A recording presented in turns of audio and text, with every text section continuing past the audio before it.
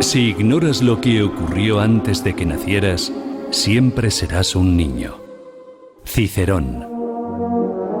Una hora con la historia, un nuevo enfoque del pasado deshaciendo mitos, con Pío Moa.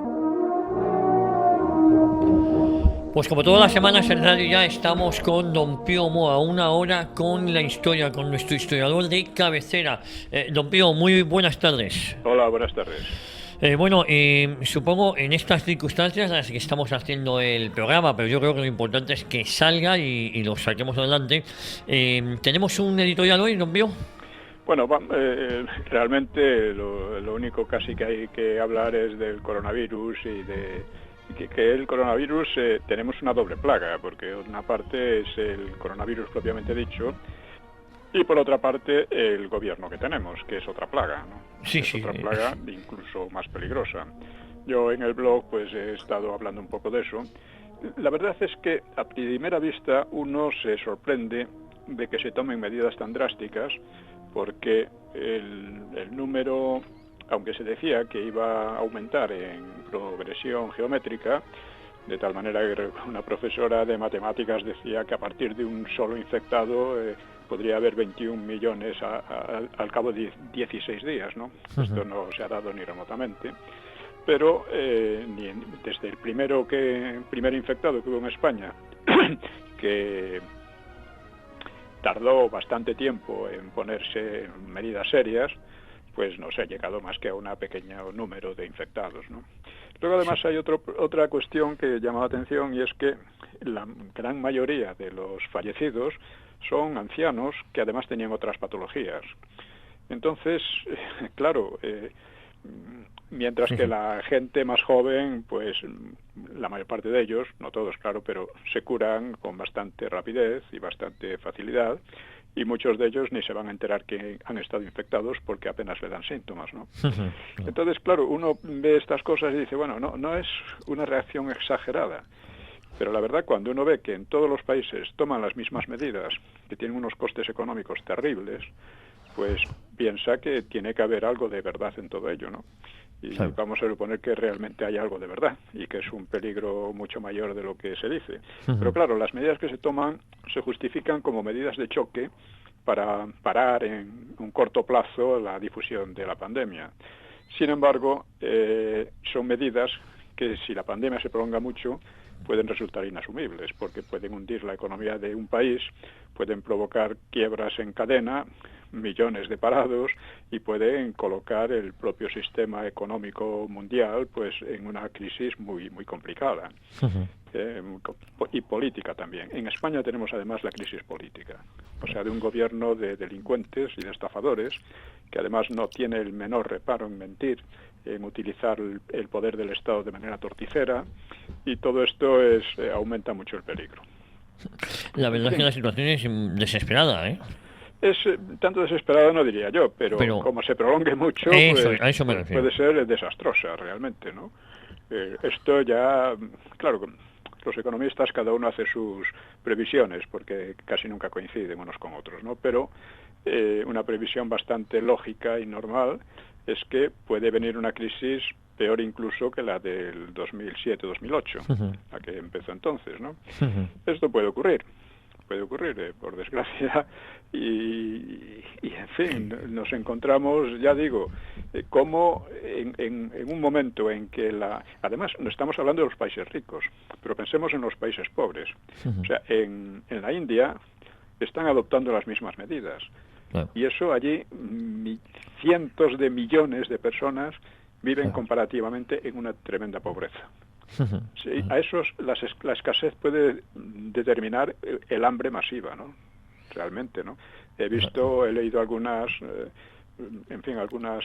testimonios de gente de allí, que efectivamente, gente que vivía con muy poco, con $5 al día, pues ahora no ganan ni 2, o ganan menos.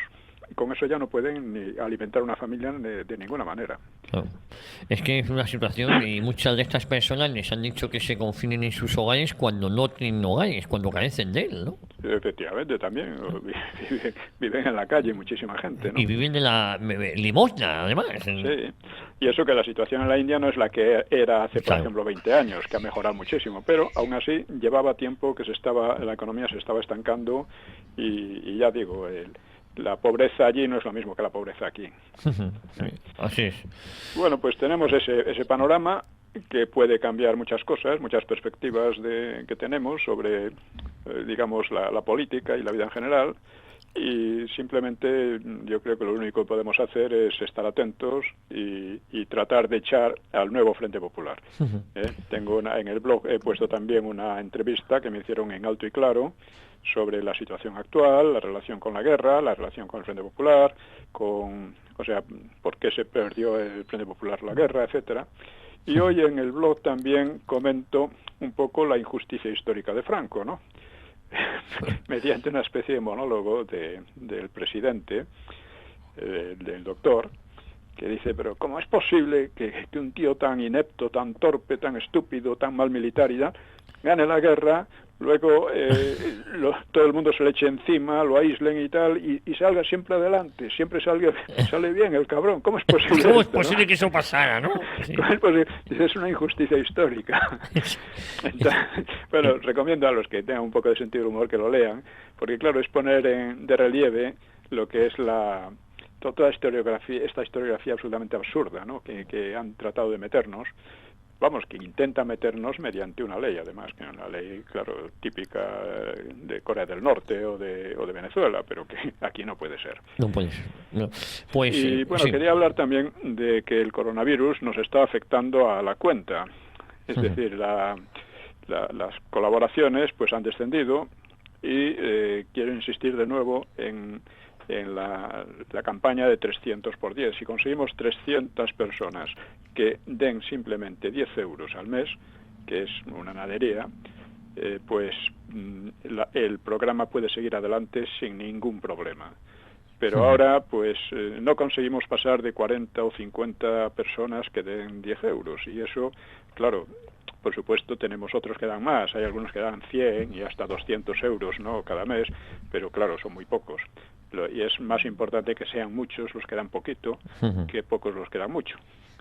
Efectivamente. Es más, quiero decir, también es una mayor, digamos, garantía para nuestra independencia. Y de continuidad y sobre todo independencia, porque muchas veces hablamos de la independencia de los medios y la independencia de los medios se consiguen cuando son sus oyentes los que colaboran con el medio o con el programa, ¿no? Sí, claro, en este tipo de programas sí, y en general en los medios, pues en la medida en que dependen del Estado, en esa medida pues están al servicio del partido que mande, ¿no? Claro, es inevitable, ¿no? Claro, que eso es lo que no vamos a consentir aquí. Pues, no, pues así es. Pues, es importante que en el blog, tanto como en los canales de YouTube, pues viene el número de cuenta y cómo pueden nuestros oyentes colaborar con el programa. Eso es. Llevábamos una serie de capítulos, de episodios, hablando de la historia criminal del PSOE y nos hemos quedado en 1934 y yo creo que estamos ya llegando a ese fracaso de esa intentona golpista que fue la mal llamada Revolución de Asturias, ¿no? Fue más que una intentona golpista, fue un intento de revolución para imponer en España un régimen de tipo soviético y además lo concebían ellos directamente como una guerra civil. Ya hablaremos también de las instrucciones secretas que tenían.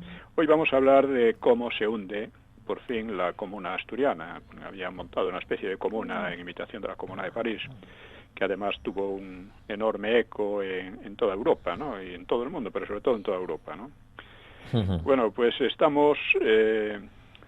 vamos a empezar con un relator comunista, Carlos Vega, que nos cuenta lo que pasaba el día 12. Recordemos que esto empezó el día 4. Dice, al amanecer del día 12 fui a La Viana para seguir a Río Seco. En el camino me hice perfecta idea de los estragos producidos por la marcha del comité. El comité se estaba marchando, claro. Los puestos de guardia eran abandonados precipitadamente por los nuestros, dejando las armas y dando suelta a los prisioneros. Los comités locales eran los primeros que, acogiéndose a aquel sálvese quien pueda, huían. La huida del comité revolucionario significó el golpe mortal al movimiento. las masas, después de... Sí. las masas... Sí. espera un momento. Cuando estaban huyendo. Sí, después de la primera impresión, pues reaccionaron inmediatamente y restablecieron los distintos comités locales, deteniendo a muchos de los que huían. Se sabía el asalto a la caja del Banco de España, la huida con grandes cantidades de dinero. La palabra de traidores, de canallesca traición, estaba en los labios de todos. Vega, o sea, el autor, Carlos Vega, remacha en el descrédito de los socialistas, pero los socialistas permanecieron hasta el final como el partido determinante de la insurrección. Fueron ellos los que lo habían organizado y de una manera, aunque muchos de ellos huirían en cuanto vieron que las cosas se ponían feas, pues otros seguían, ¿no? Y enseguida los comunistas que trataron de aprovechar para sustituirlos, pues se encontraron que no les era tan fácil, ¿no? Y Vega ofrece también una visión un poco forzada de los hechos, porque si los comités desertaban era porque conocían las realidades de dentro y de fuera de la zona rebelde, mientras que a las masas les sostenían el combate porque confiaban en las informaciones triunfales que seguían difundiendo, de que toda España estaba en armas y que el régimen, la república misma estaba a punto de caer, ¿no?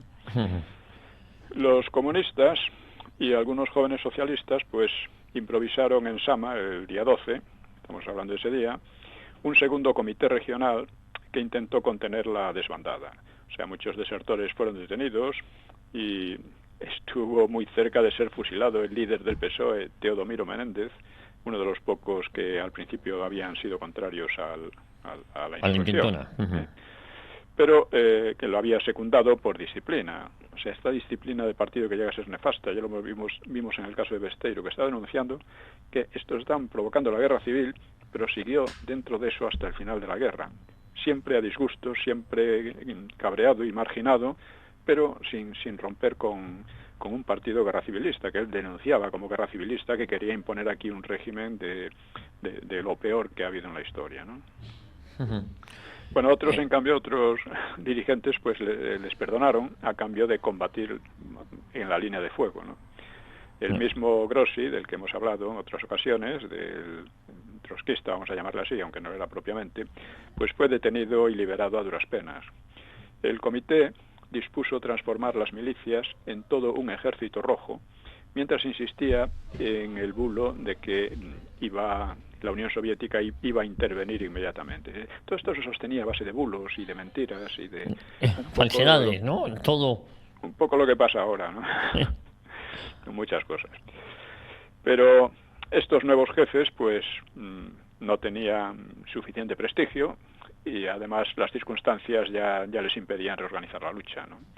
Otro participante, periodista que firmaba como Canel, relata cómo el Comité Comunista, dice, no presidió más que anarquía y represalia. Ante la noticia de que habían entrado las tropas, se recrudecieron los saqueos y la indisciplina. Las patrullas que llegaban a los prostíbulos de la Puerta Nueva, allí se quedaban. Las mujeres temblaban, pero los mineros las sacaban y las hacían bailar, jaleándolas con las manos, llevando el compás con las culatas de los fusiles. Bajo el ruido de los disparos se oían las canciones de los borrachos, más tristes en La noche del Oviedo en ruinas, y la dinamita se utilizaba sin objetivo concreto, por simple afán de destruir. La revolución había enloquecido y se lanzaba vertiginosamente hacia el caos. Según Grossi, el comité de Sama abandona su puesto al comprender que la situación está perdida. Esta actitud es duramente calificada por la mayoría de los trabajadores. La palabra traición corría de boca en boca. Los más vehementes constituyen el nuevo comité y parecen grandemente entusiasmados. Sin embargo, al comprender la gravedad de la situación, siguen el camino del anterior comité, abandonando a los trabajadores a su suerte. Recordemos también cómo, después, al final de la Guerra Civil, los socialistas, especialmente, abandonaron a sus sicarios de las checas a su suerte, y se fueron con todo lo que pudieron, igual que hicieron aquí, ¿no? Sí. Bueno, para entonces Vizcaya estaba ya pacificada, y desde Bilbao pues entraba en Asturias una nueva columna militar y de guardias civiles, y al mando del coronel Solchaga, que era un hombre de confianza de Franco, ¿no? A Franco le preocupaba el ejemplo que la resistencia de los rebeldes asturianos podría dar al resto del país y quería acabarla cuanto antes, claro. A fin de cortar cualquier comunicación de la zona rebelde con las provincias del entorno, había mandado al coronel Aranda cerrar con destacamentos de ametralladoras todos los pasos y salidas de la franja rebelde, para desde ellos, pues, desde esos puntos, caer sobre los valles mineros en combinación con las tropas de Marruecos. Bueno, Aranda tenía fama, parece que falsa, de masón o próximo a la masonería, y los rebeldes confiaban en su ayuda, pero él obedeció a Franco. Entonces, el caso de Aranda es curioso porque hacia el final de la Guerra Mundial el tío estaba empeñado en que los ingleses echaran a Franco, ¿no? Es un caso muy curioso, ¿no? Bueno, él tenía comunicación con la embajada, mandaba cartas al gobierno inglés diciendo que el gobierno inglés que siempre había defendido la libertad y que era una maravilla prácticamente y que, vamos, no podía tolerar que esto continuara así en España, ¿no? Increíble. Sí. Es que es curioso que durante la Guerra Mundial, sobre todo al final, había un montón de generales conspirando contra Franco, ¿eh? Sí. Franco los supo torear muy bien. Sí. Neutralizar, ¿no? Incluso algunos sí. que estaban a favor de participar junto a Alemania en la Segunda Guerra Mundial, otros en contra. Sí. Pero sobre todo hacia el final eran todos a favor de los aliados y de que... Claro. En fin, lo que fue, sobre todo monárquicos. Los monárquicos eran los que más Conspiraban. Y Franco, la verdad es que, sin hacer sangre con ninguno, pues los neutralizó. Tenía una habilidad política extraordinaria, ¿no? Bueno, pues para entonces ya la superioridad del gobierno en Asturias se había vuelto aplastante, ¿no? Tenía más de 20.000 soldados y guardias, con 24 cañones, 80 ametralladoras, y asediaba a los insurrectos desde los 4 puntos cardinales.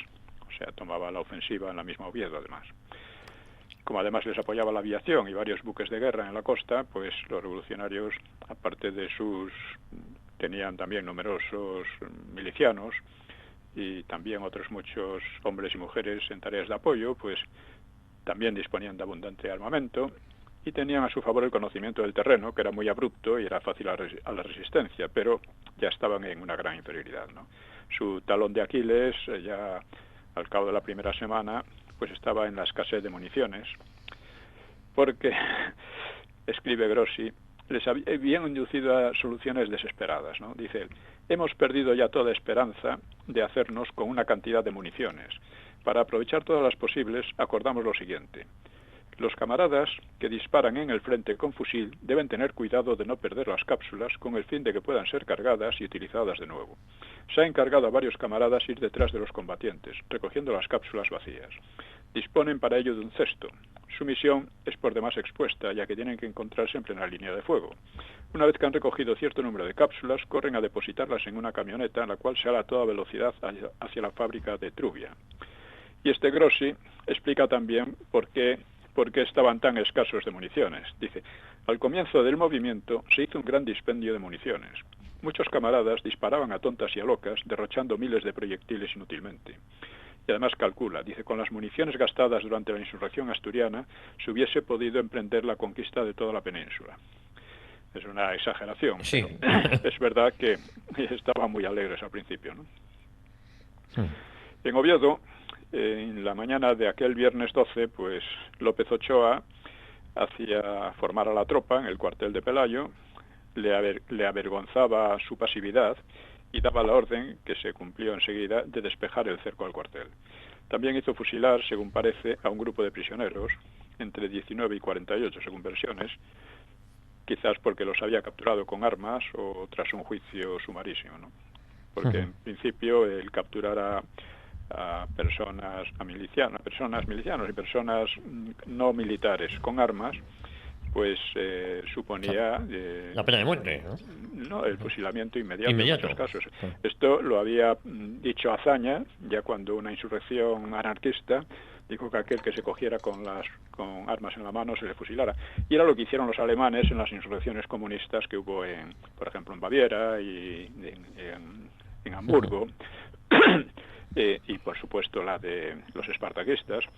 pues los fusilaban inmediatamente a quien encontraran con armas en la mano, ¿no?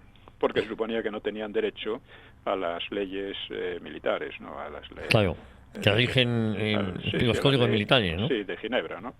Esto ha sido muy habitual, muy habitual en todos los frentes. Si se cogían a civiles armados y no a soldados regulares, se les fusilaba de forma inmediata en todos los frentes. Eso era así, ¿no?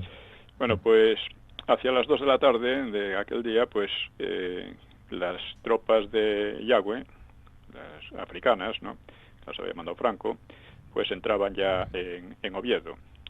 Los legionarios ocuparon enseguida el manicomio, que era un punto dominante de acceso al norte de la ciudad. Y López Ochoa divisó, claro, a lo lejos, con gran alegría, aquellos refuerzos, ¿no? Recordemos que López Ochoa había entrado desde Galicia, había conseguido, con una tropa muy escasa, había conseguido penetrar hasta Oviedo, recurriendo también a algunos ardides para despistar a sus enemigos, pero en Oviedo se encontraba casi cercado, ¿no? Bueno, 3 horas más tarde, los de Yagüe recuperaban la fábrica de armas y atacaban en otros barrios de la ciudad, mientras los aviones bombardeaban sus objetivos y soltaban octavillas por toda la ciudad, diciendo lo que pasaba y exigiendo la rendición, ¿no? Lo que pasaba en el conjunto de España, ¿no? Bueno, a pesar del derrumbe de sus comités, los rebeldes seguían peleando, practicando una suerte de guerrilla urbana. Los incendios se multiplicaban, decenas de cadáveres pudrían el aire. Al día siguiente, 13, pues López Ochoa ordenó una acción envolvente por el contorno de la ciudad, desde el noroeste y el este hacia el sur, a fin de copar a sus enemigos en el barrio de San Lázaro y cortarles la salida a la cuenca minera. Los rebeldes se retiraban, claro está, prendieron fuego a los grandes almacenes Simeón, grandes almacenes que estaban en muchas ciudades entonces, ¿no?, que ardieron con fuerza porque, claro, eran almacenes de ropa sobre todo, ¿no? Y al colegio religioso de las Recoletas, que era cerca de la universidad, y poco después ardía también la universidad, después de una explosión de dinamita. La universidad era un hermoso edificio de principios del siglo XVII que contenía numerosas pinturas de autores célebres y otras obras de arte, así como una biblioteca de 80.000 volúmenes, muchos de ellos antiguos y de elevado valor. Pues, según ciertas versiones, una bomba de aviación habría hecho estallar un depósito de dinamita puesto allí por los rebeldes, pero otros testigos mencionan fuegos simultáneos en varias partes de la construcción. Esto lo quemaron ellos, como quemaron ya al principio de la República, quemaron un montón de bibliotecas, no solo conventos, bibliotecas, obras de arte, centros de enseñanza.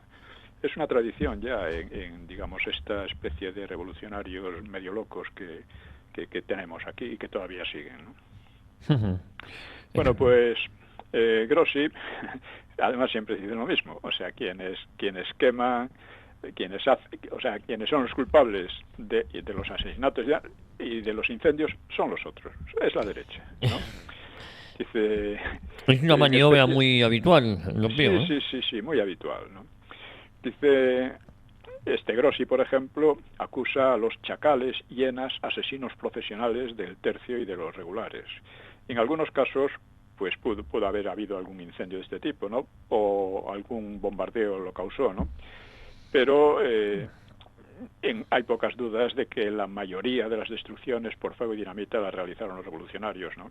Y esto lo admite implícitamente este mismo Grossi, que acusa a los otros, ¿no?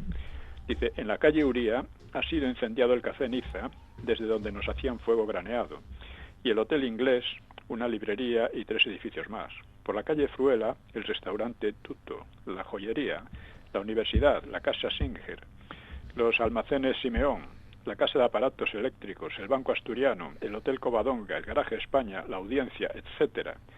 Claro, por una parte dicen, pero casi siempre terminan confesando la realidad. O bien, decía, los trabajadores no se contentan con querer destruir la catedral. Asimismo, pretenden la destrucción de muchos edificios desde los cuales se hace fuerte el enemigo. Pero el comité acuerda no hacerlo. Ante la evidencia del fracaso, se cree que es de todo punto inútil la destrucción se refiere a la catedral. No cabe la menor duda de que si para el triunfo de la insurrección hubiera sido preciso volar la catedral y otros edificios, esto se hubiera hecho sin vacilar. En realidad, en los días finales los comités apenas eran obedecidos, ¿no?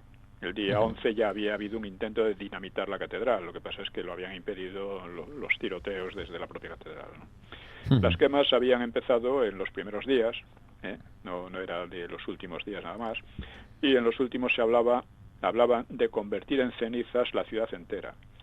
Había una proclama del Comité Revolucionario el día 16, decía: sepamos, antes que entregarla al enemigo, confundir a éste entre sus escombros, no dejando piedra sobre piedra. O sea, y una consigna era: si no es para nosotros, que sea para nadie. Esa era una consigna que circulaba, ¿no? Bueno, el día 14, a las 6 de la madrugada, pues en Madrid, Largo Caballero era por fin localizado y detenido en su domicilio de la dehesa de la Villa, vivía por allí, en Madrid. Y se había refugiado allí, o sea que podían haberlo detenido en cualquier momento, pero bueno. Él había discutido con Prieto, se había ocultado en un piso del barrio de Salamanca, pero al tercer día supo que el portero del inmueble le había identificado. Así que, dice él, por la tarde salí acompañado de la esposa de un periodista en cuya casa pasé la noche.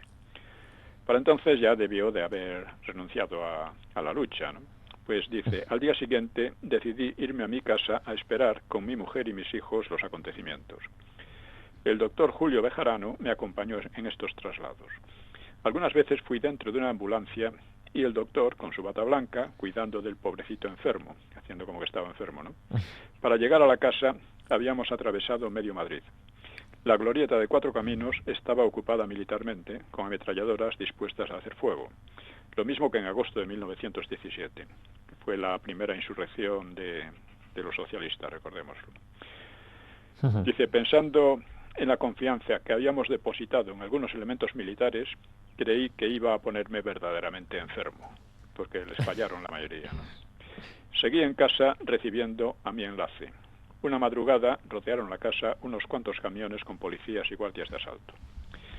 Bueno, resulta que la noche anterior, pues alguien había informado a la policía de la llegada de Largo Caballero a su chalet de la dehesa de la Villa, en un coche de la Cruz Roja y vestido con bata blanca. Así que la vivienda fue rodeada por la mañana, los guardias de asalto se dieron a conocer y, con una tolerancia realmente extrema, esperaron media hora hasta que les abrieron la puerta, dando tiempo, claro, a la destrucción de documentos, que es a lo que se dedicarían en aquella media hora. Así que el líder socialista, Largo Caballero, fue interrogado por un juez instructor, un coronel, y de acuerdo con la decisión de la cúpula del partido de la UGT, negó todo. ¿Es usted el jefe del movimiento revolucionario? No, señor. ¿Cómo es eso posible siendo presidente del Partido Socialista y secretario de la Unión General de Trabajadores?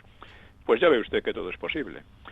¿Qué participación ha tenido usted en la organización de la huelga? Ninguna.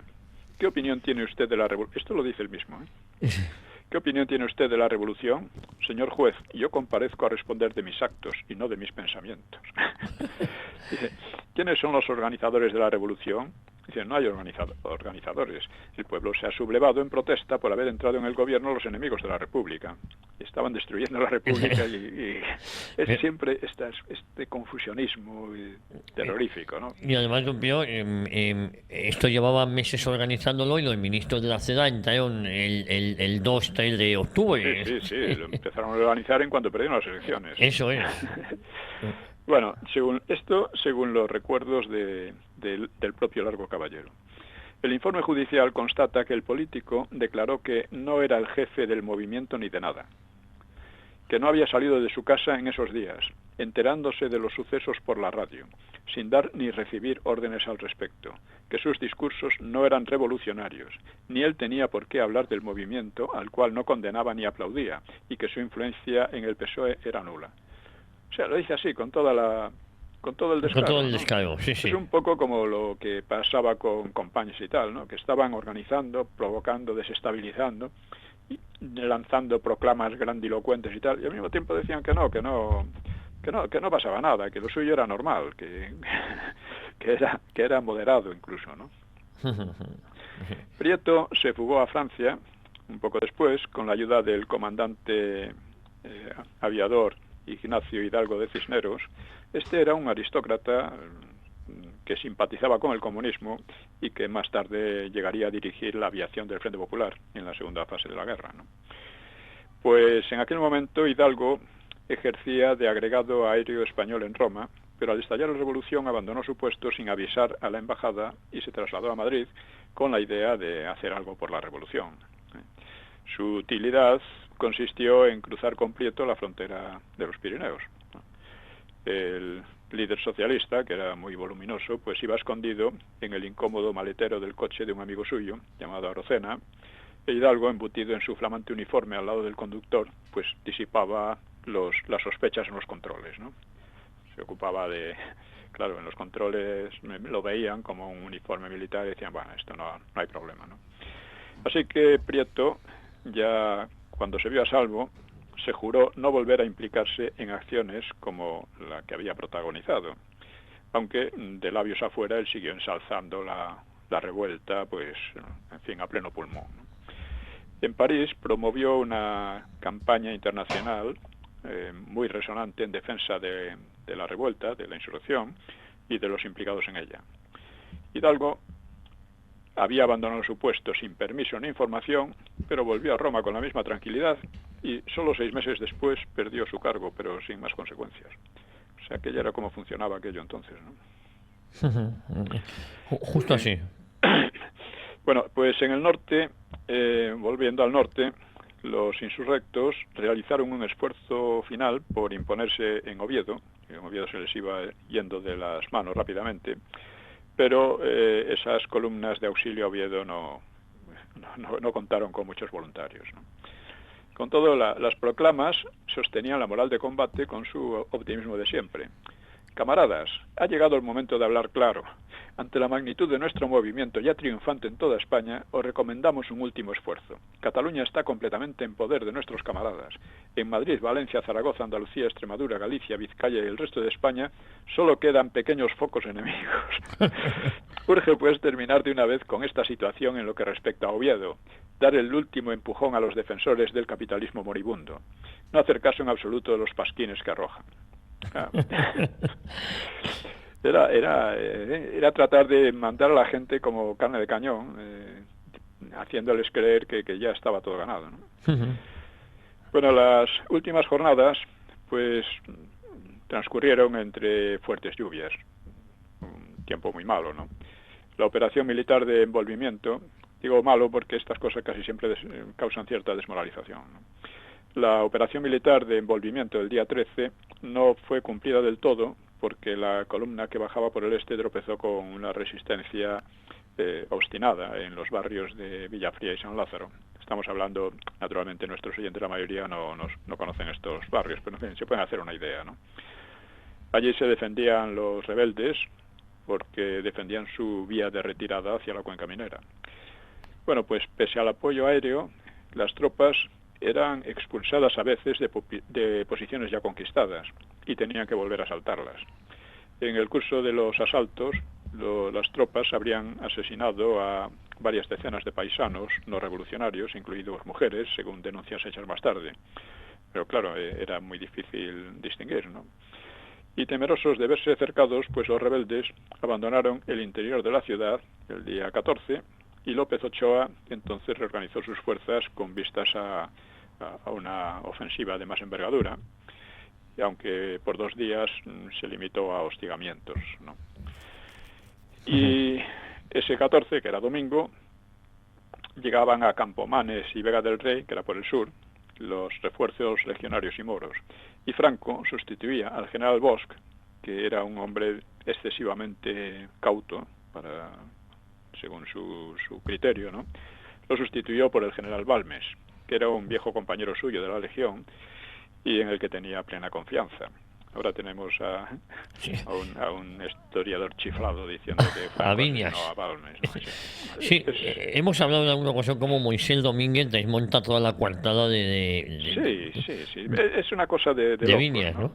Igual que mira, dice que nada, que si Franco no entró en la Guerra Mundial fue porque Hitler le paró los pies. Sí, sí, es...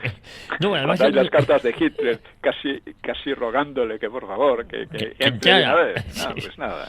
Pero es un mentiroso, me va a permitir la licencia, es un mentiroso compulsivo el amigo Viña, Sí, porque sí. sigue persistiendo en el error, aun sabiendo de que es mentira, ¿no?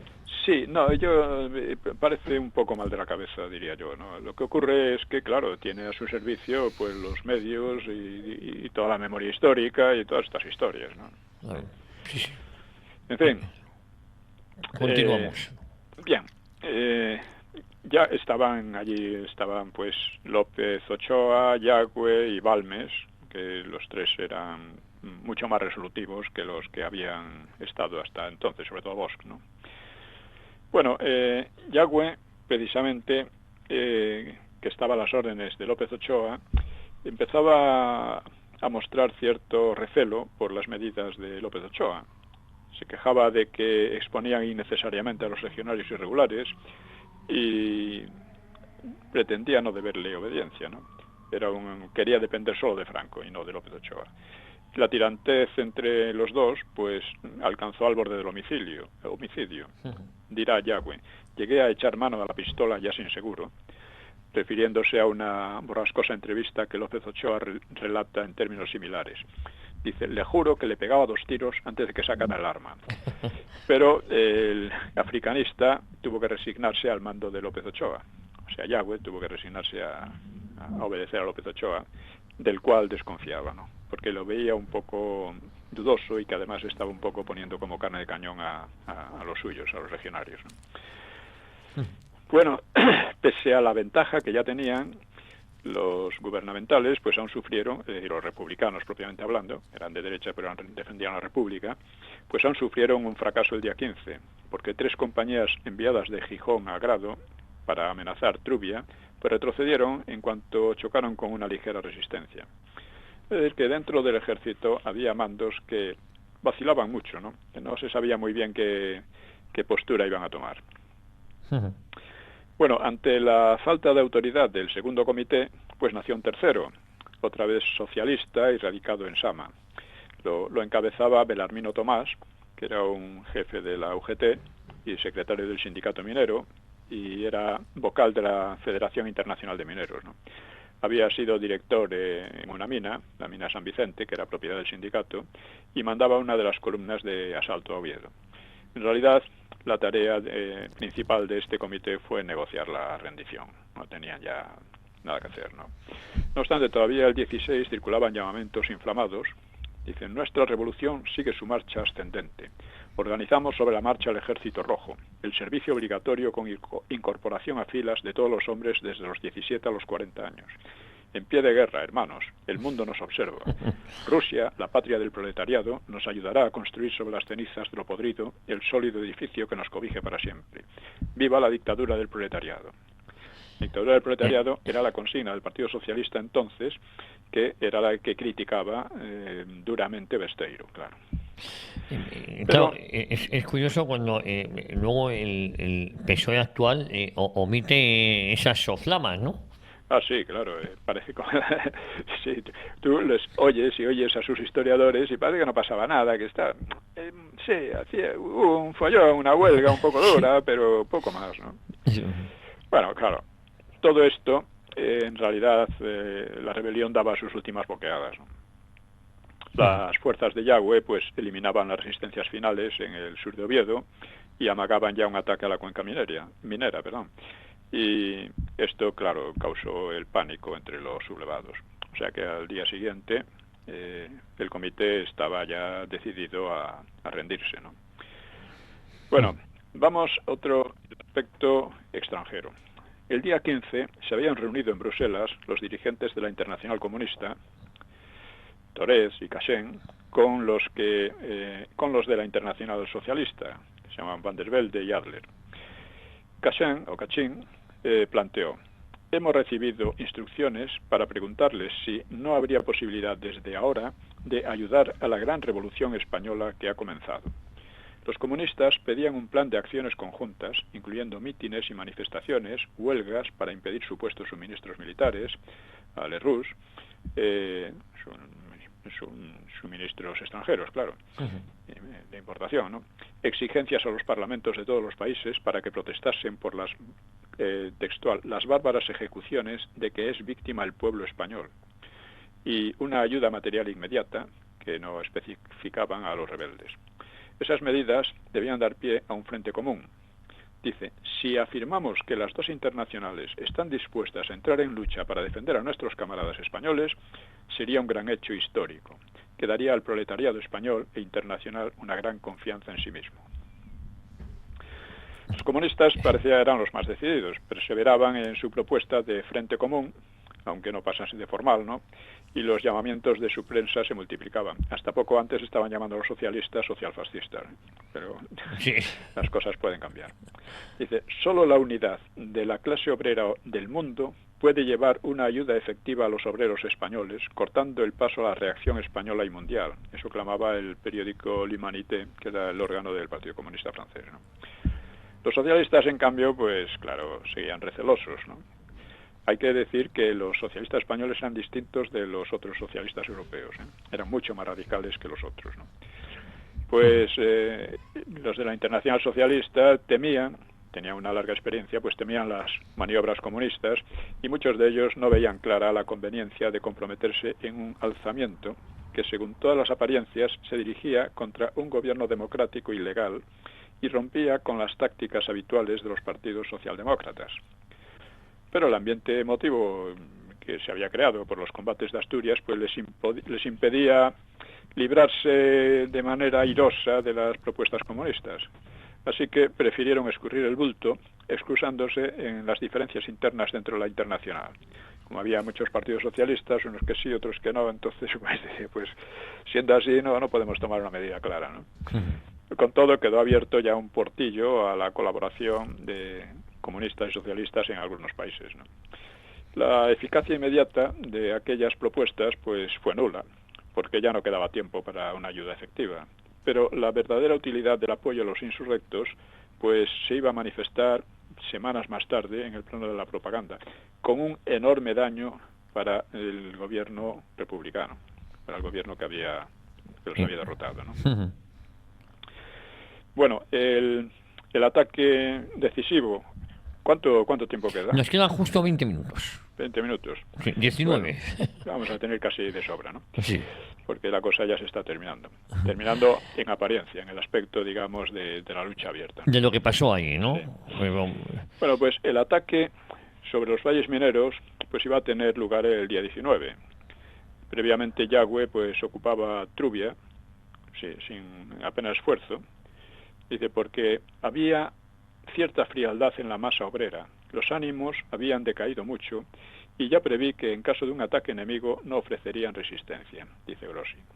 Caída Trubia, los rebeldes perdían su aprovisionamiento de municiones, mientras el general Balmes tomaba la ofensiva en el sur, que iba a coger en tenaza a los valles mineros y que además no tenían ya comunicación con el mar, porque la columna de Solchaga se lo impedía, ¿no? La superioridad material y estratégica del ejército se había hecho ya totalmente irresistible, ¿no? Sin embargo, estas operaciones iban a quedar congeladas, porque en la tarde del día 18, Belarmino Tomás concertaba con López Ochoa los términos de la rendición, a las 2 semanas juntas de estallar la revuelta. El Belarmino contará así el encuentro.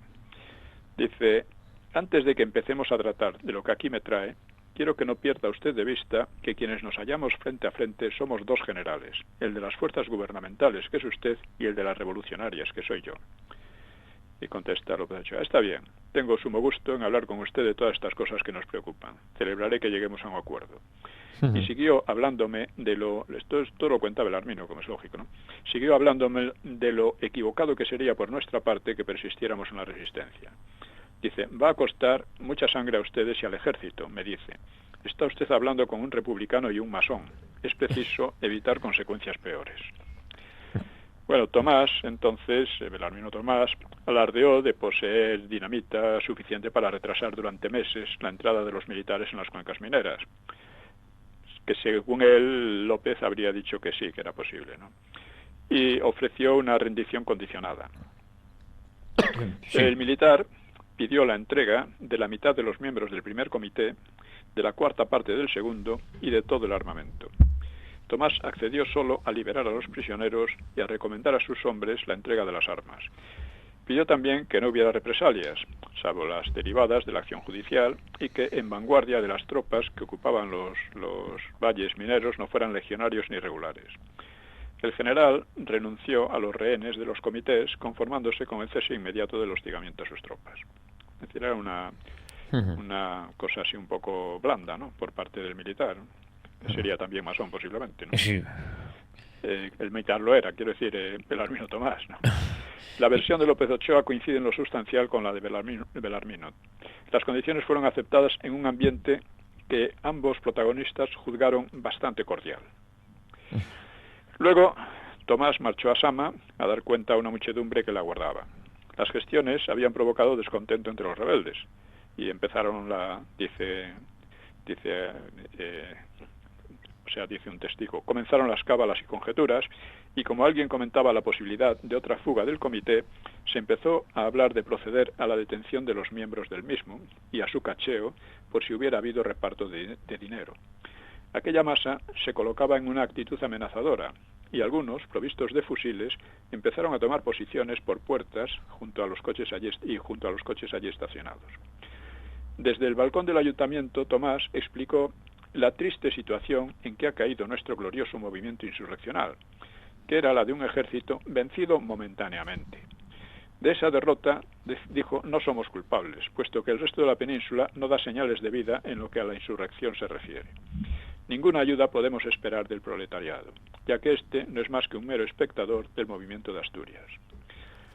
Al leer las condiciones de rendición, hubo un movimiento de protesta entre los congregados y gritos de traición. Tomás los convenció, insistiendo en que la capitulación era solo momentánea. Subsanaremos nuestros errores para no volver a caer en los mismos, procurando al mismo tiempo organizar nuestra segunda y próxima batalla. Ya la organizaban en 1936, menos de un año y medio después, ¿no? Justo. Yagüe, pues, estaba muy descontento, ¿no? Sintió que el pacto entre Ochoa, que era su superior, o sea, López Ochoa, y Belarmino Tomás era una humillación para él y para sus unidades, que habían llevado el peso de la reconquista de Oviedo y de la derrota de la Revolución. Encontró inadmisible la actitud de López Ochoa y su complacencia con los rebeldes.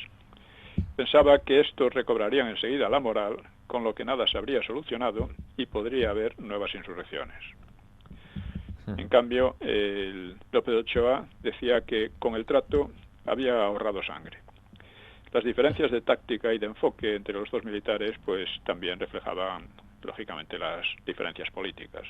Yagüe era simpatizante falangista y amigo de José Antonio, había hecho una carrera destacada en Marruecos, y López Ochoa representaba una tradición más de izquierda con ocasionales tintes catalanistas, ¿no? Sí, además Ochoa era masón, ¿no? Sí, era Sí, masón.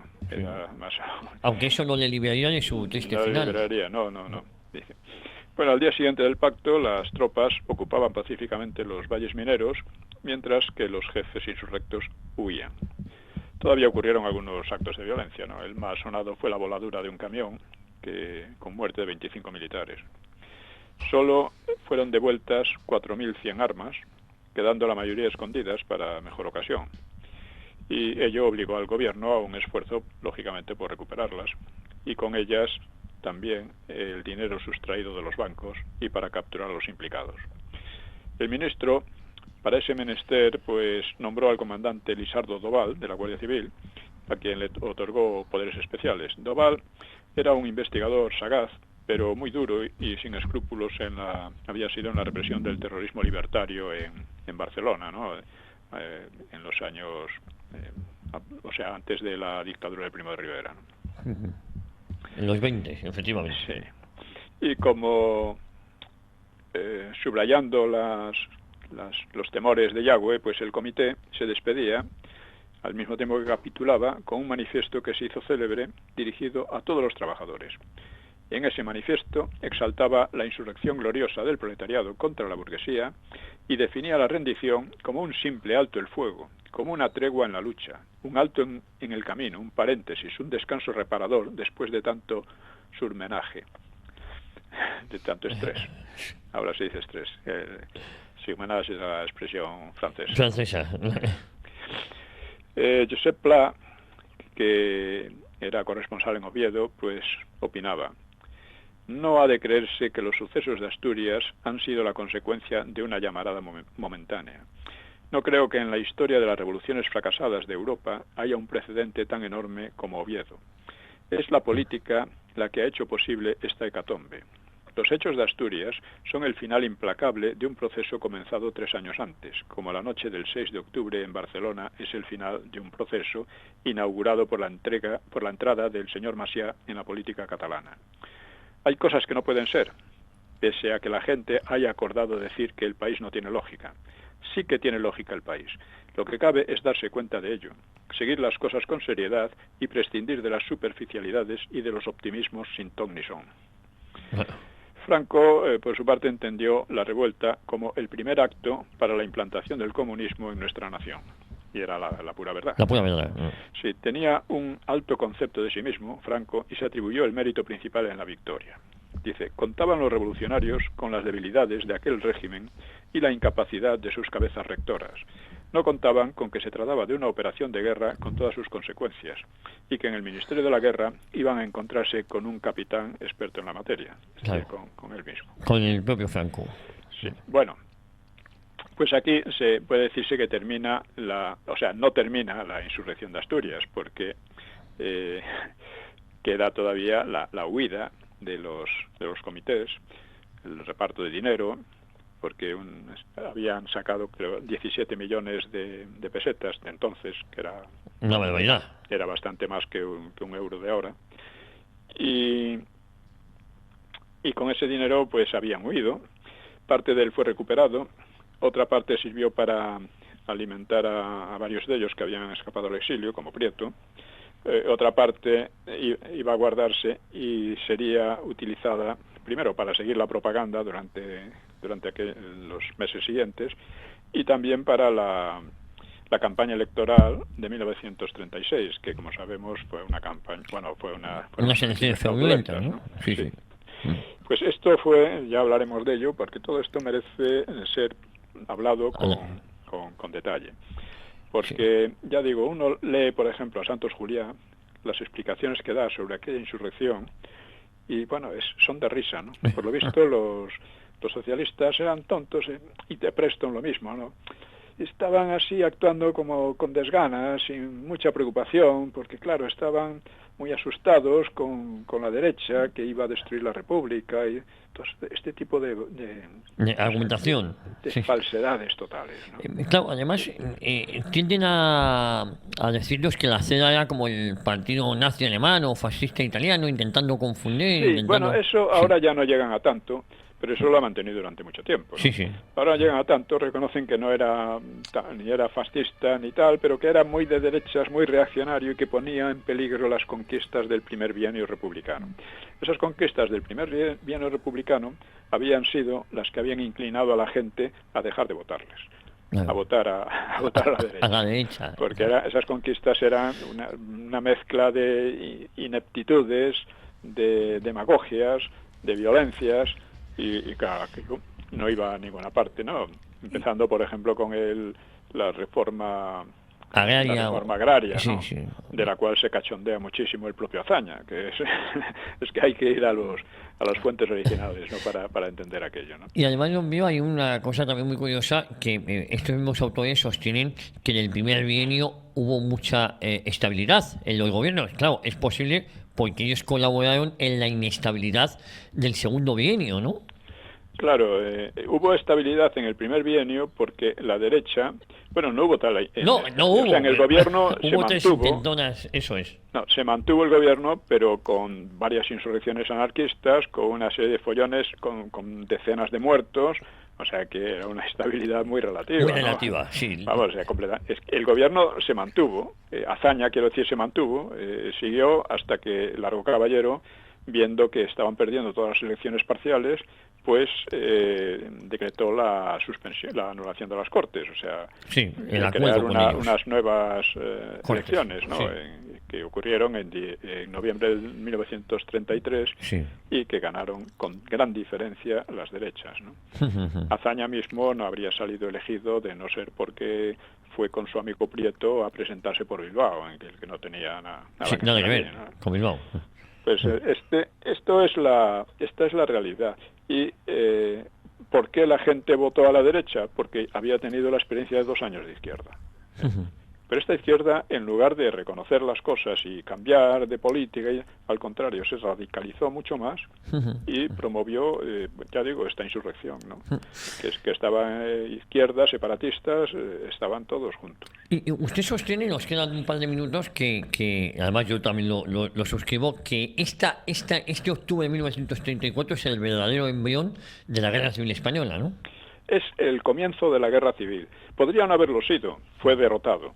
Entonces podían haber, habrían cambiado de política, cambiado de ideas, cambiado de estrategia, pero no cambiaron. Este es el gran problema. O sea, ellos fueron derrotados, pero siguieron en busca de la guerra civil, siguieron tratando de llegar a la guerra civil. Para eso falsificaron las elecciones del 36 e inmediatamente instalaron un reinado del terror y de la arbitrariedad, con 400 muertos en 5 meses, incendios, destrucciones, una cosa, era casi una guerra ya. Es decir, estos iban a eso. A provocar esa guerra que luego vendría, y yo me Que atrevería a luego decir- la volvió, pero la guerra propiamente empezó en el 34, porque ellos la definieron como guerra civil, la empezaron, la llevaron a cabo, fracasaron momentáneamente, pero siguieron las mismas. Entonces, Bueno, hubo una Pío, interrupción de 1 año y pico, pero se acabó. pues si le parece, la próxima semana continuamos, yo creo que en más episodios sobre la historia del PSOE, ¿no? Sí, que son muy, muy edificantes. Pues don Pío, hay que cuidarse mucho y volvemos Dios mediante aquí la próxima semana a radio ya a 1 hora con la historia. Muy bien, cuidémonos todos. Cuidémonos todos. Muchísimas gracias. Venga, Un abrazo. un abrazo. Adiós.